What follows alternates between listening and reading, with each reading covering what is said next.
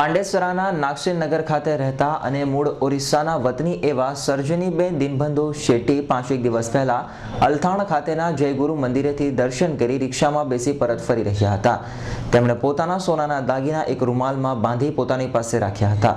રિક્ષા પાંડેસરાની પત્રકાર circle police colony સુધી આવી ત્યારે રિક્ષામાં બેસેલ અન્ય એક ઈસમે તેમની દાગીના ભરેલી પોટલીની નજર ચૂકવી ચોરી કરી હતી।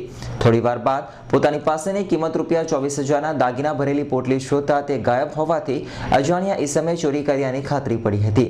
ત્યારબાદ પોતે ચોર ઈસમને શોધવાની કોશિશ કરી હતી। ઘણી કોશિશો બાદ પણ ન મળતા આખરે પાંડેસરા પોલીસ મથકે ફરિયાદ નોંધાવી હતી। પાંડેસરા પોલીસે ફરિયાદ લઈ અજાણ્યા ચોર ઈસમની શોધખોળ હાથ ધરી છે। यहाँ पर हुआ था।